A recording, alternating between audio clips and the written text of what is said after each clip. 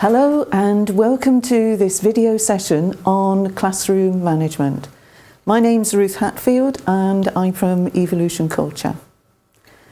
We're going to start this session by a brief introduction as to what we're going to cover in this classroom management session. There'll be an element of trainer conduct and an element of what you need to do to control your classroom. The control techniques are focused mainly for a classroom situation. However, you can adapt them to online sessions and many other situations. And remember, as a trainer, you're in charge of the session. Its success or failure depends on you. It's down to you to motivate, to instill enthusiasm in your delegates, your participants, and to impart knowledge to the group that is awaiting all your information. So we'll move on from there. Now this particular slide here, you may have come across this, you may have heard about this, but you have to be a certain age to have been involved. And I remember knuckles being wrapped with a ruler, boardroom rubbers being thrown. So, thankfully, no longer in use. So let's look at the aims and objectives for this video session. The aim is to introduce you to the key roles and responsibilities of a trainer and methods of controlling your classroom. The objectives, well, we have two objectives here. You'll be able to list the key actions of a trainer and prepare to include them in your delivery assignment that's part of your whole online course. Remember, you're going to have an assignment to deliver a short topic later in the overall course that you're on. And also, you'll be able to identify a couple of the common problems that arise with classroom behaviour that's not good, and you'll be able to list a couple of methods for each of how to deal with them. So now, what do you think the roles and responsibilities are of a trainer? What sort of things does a trainer have to deal with when they're running a course? Well, you probably think one of the roles, one of the jobs is to impart information, to teach the people some kind of topic. However, there's a lot more to it than that. And that's what we're going to cover now. We're going to take this circle, we're going to add to it, and then we'll take each one in turn and look at a little bit more. So firstly, you need to be a good communicator, which involves quite a few things. You're a coach. You've got information to give to these delegates, to these participants, these people who are waiting on your every word. You're a sounding board. Sometimes they'll be asking you questions. There'll be the little gripes, the little problems, and you'll have to deal with them. You're a facilitator. You're managing an entire group. You've got to manage how the course progresses from start through to finish. You're a mediator. Classroom disruptions, bad behaviour, things that you don't really want on your course, you're going to have to sort out. Any arguments, hopefully you won't get too many. You're a cheerleader. When you get some good things happen, promote happiness. Tell them that they've done well. Give them the pat on the back. And not forgetting the main course content. Of course, the topics, you are the subject matter expert. So you need to know your topics. Now, I'm going to work on the flip chart now. I'm going to put a little list of words and explain them in more detail to you. So we'll start off with preparation. We'll have Our second one, punctuality.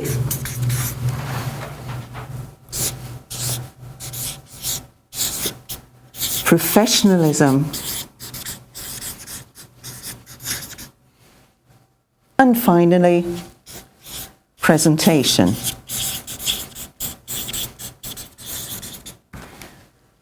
Now, hopefully, as I've been writing those, you've been thinking, what does she mean?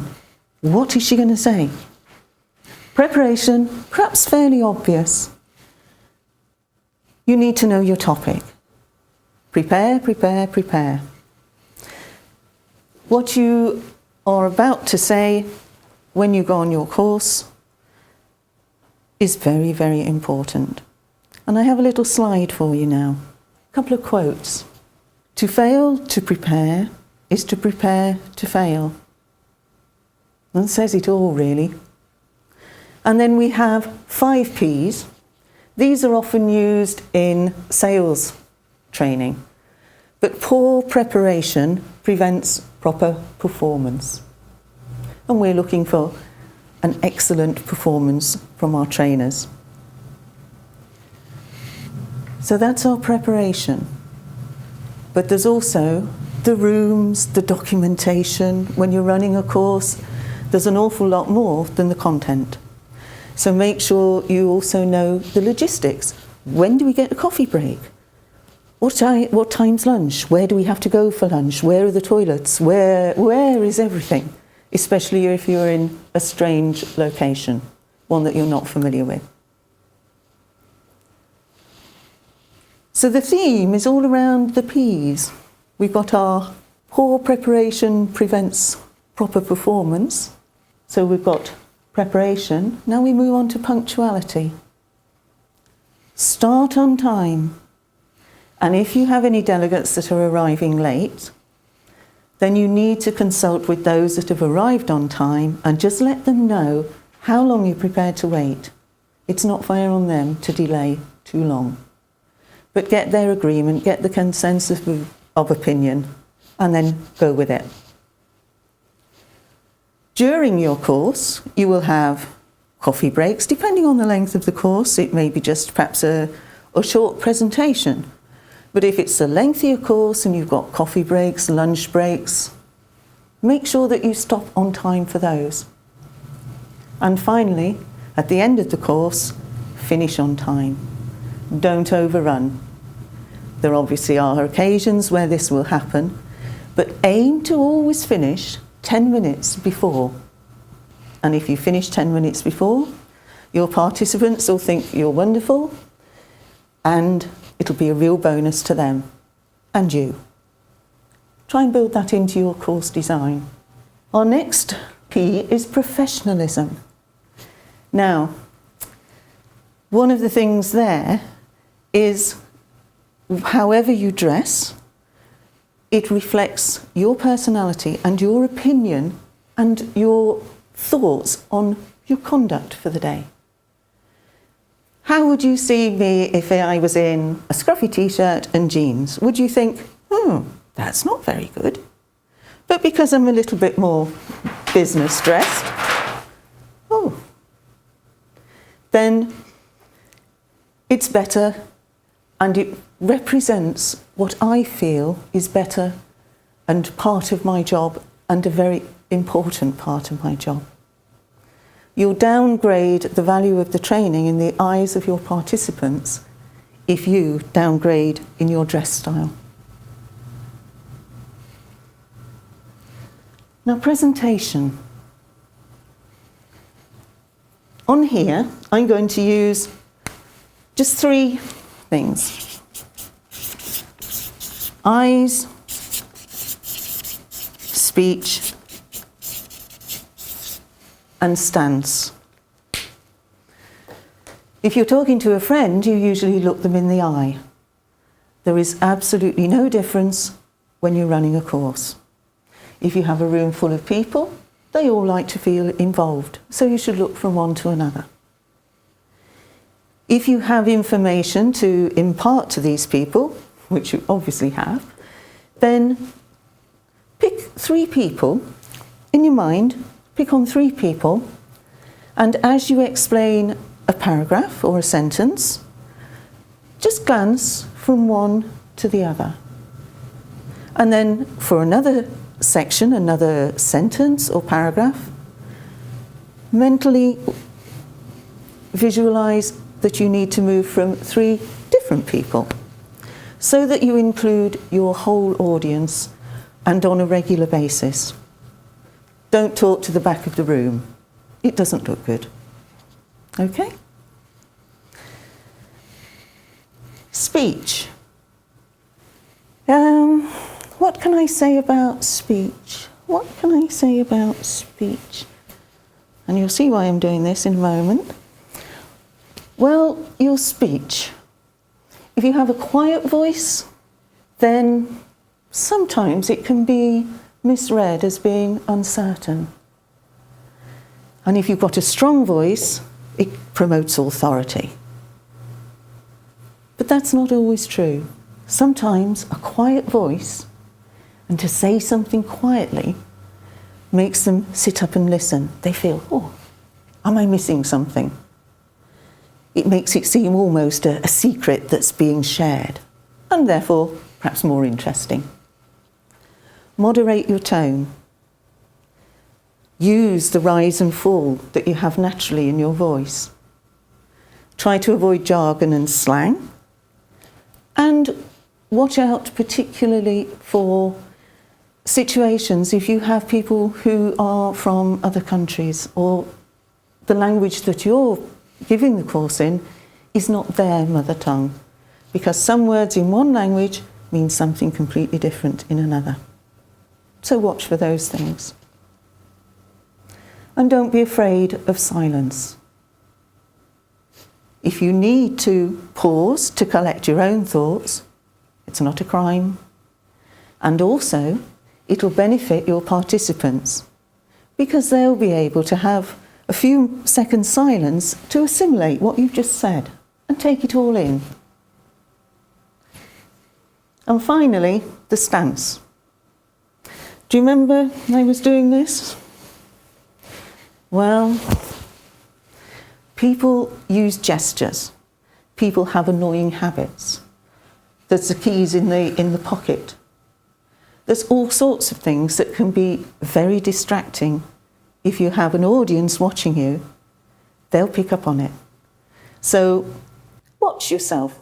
Get someone, when you practice running a course, when you do a pilot of your course, get someone to sit in and see if they can point out any annoying habits that you've got. And that. Also, when you're delivering a course, I'm standing up. It's better to deliver standing up rather than sitting down. It helps promote the, how can I put it? It helps you project your voice. Okay, let's move on. So, a quick summary here. We've got our roles and responsibilities circle. We said about preparation and processes. Review and understand your course materials. Make sure it's all there. You know the logistics. You're a good communicator and coach. Allow your participants to ask questions, contribute, practice, and enrich the course with personal experience. Not just yours, theirs as well. Draw that out of them with your questions. You're a sounding board and a facilitator. You're managing the course. Make sure that you support the participants, you'll allow them all to contribute, and tie things into their daily work activities so they have that link. And be open to new ideas from your participants. You're a mediator too. If there are any misunderstandings, you need to deal with them quickly and appropriately and resolve any issues and differences calmly and professionally. You're a cheerleader. Remember, a pat on the back, it's great. Is there anything that you've ever done in your life that you were worried about and you were nervous? And then when it was done, you thought, whew, I've done that. And someone says to you, well done. That's a really good job. It really boosts your confidence. And that's what you're going to be doing with the participants on your courses. recognise their victories and praise them. So now we move to challenging behaviour. Well, what is challenging behaviour? You've probably got a fear as a trainer. If you're an inexperienced trainer, you have a great fear of, well, what if no one says anything? How do I get them involved? What if somebody is disruptive and annoying? How do I deal with it? Well, we're going to give you some hints and tips on how to deal with that for the most common types of challenging behaviour that occurs. So we have a list now of some examples. We have negative thinkers, disruptive, the non-participative ones, the ones that just won't say anything, the angry ones, the domineering jokers, the ones who challenge and want to take control. There are many reasons behind this. It's going to be your job to try and probe and resolve and turn those people around from negative thinkers to positive thinkers and so on. But always bear in mind the reasons behind. There may be personal problems. You may not be able to correct that. But learning styles, the way that you're delivering that particular session or topic may not suit their particular style. They might want to be doing things and this is just a discussion. They may just not want to be there. Perhaps they don't think they need training. Perhaps they think they know it all. They may be uncomfortable with you or your method of delivery. So classroom management, I'm trying to give you a positive approach to it. We'll take 4 examples now. We have our negative thinkers. So you'll get the, I don't know why I have to learn this. I'll never use it. You'll get the body language, perhaps the arms folded, the legs crossed. Probe gently to identify why are they so reluctant to get involved, or why are they so negative.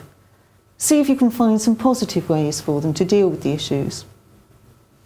When they come up with the negative statements, ask them, well, why can't it be done? Why can't you do it? Why don't you see that as being possible? And provide reassurance. They may be negative because they don't want this change. Everybody has to change.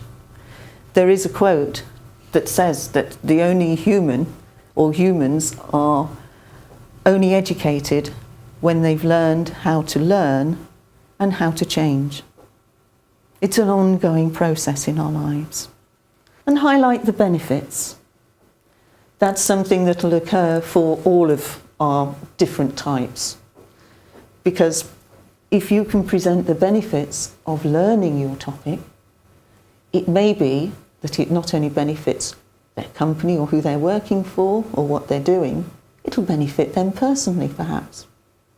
So now we look at the non-participative ones. It may be that they just don't answer questions. It may be that they don't even want to be bothered to complete the exercise. Their body language, they'll be a bit slouching, not very interested. The ideal non-participative person picture. So now, again, ask very gently, discreetly, why aren't they joining in? Ask questions of them during a session where you know that they've got some knowledge. You may have identified that in an earlier session, so use them, incorporate them into your session to get the best out of them and to let them feel that they're really contributing. Build their confidence. So you're therefore providing the reassurance and encouragement to them.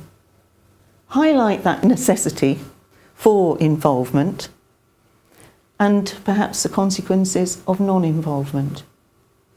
Depending on your topic and the way your course is being run, it may mean that if they don't participate, they don't do the exercises, they don't pass, they can't move on.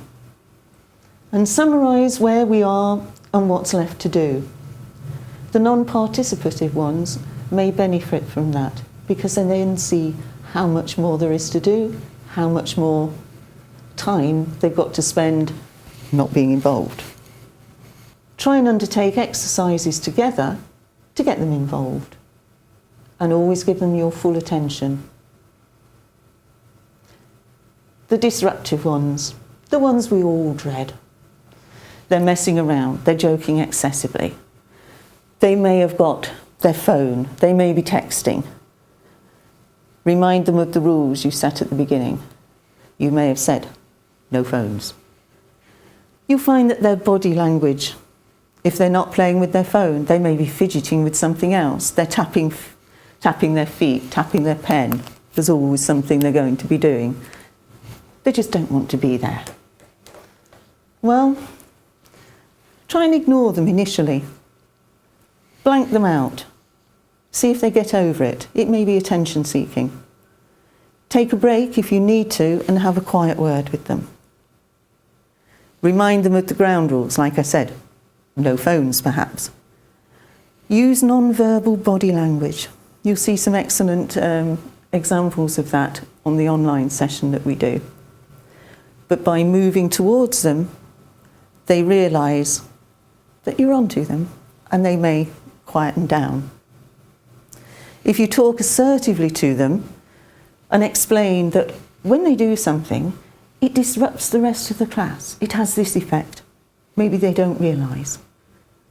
Escalate it if persistent, and again, try including them in exercises. Get them involved as best you can so that they're not bothering so much with their tapping, they're bothering with trying to do the exercise with you. Finally, we have Mr. Angry. He may or she may be aggressive and nasty because they've been told, you've got to go on this training. Maybe they don't think they need it. And they'll be with the permanent blocking of the arms folded. They'll have a face that'll look angry. So acknowledge their feelings. We've all done things that we didn't want to do. Empathise with them and try and draw out of them what's behind this anger. Encourage them to discuss it, provide them with reassurance, and again, explain things such as the benefits that could be for them personally. And remember, training may be compulsory for that person, they have to do. But training and learning is compulsory for us all to move on in the world.